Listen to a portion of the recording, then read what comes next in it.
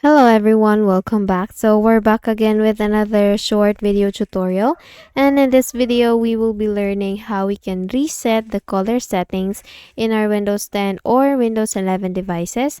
And so for that, let us open our settings. So we can do that by simply making a right click here in the Windows icon and then go to settings option, or just by making a search here in the Windows search tab. If you type settings, you will see under the best match here the settings option. Now once you click on that, it will be open, and once it is open, all you need to do is just to go to system here. You will find it in the left pane, so please click on that.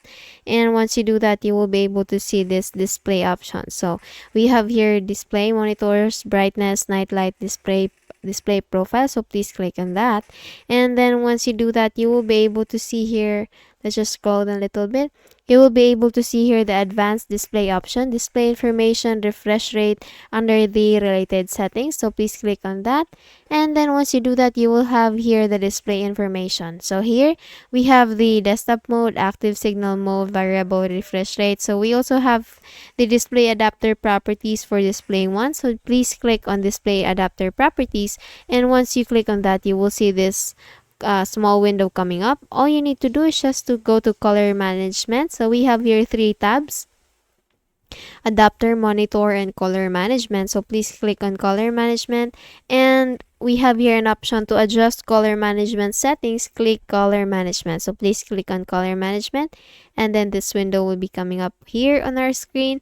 All we need to do is just to go to the advanced tab, and once you do that, you will be able to see this color settings are stored separately for each user. To make changes for new users and shared printers, click change system defaults. So please click on change system defaults. Once you click on that, you will be able to see another window coming up. Please go to the advanced options again, and then here we will be, or you will be looking, you will be seeing this display calibration option here in the very bottom part. So you will also see this use Windows display calibration. Please click on that.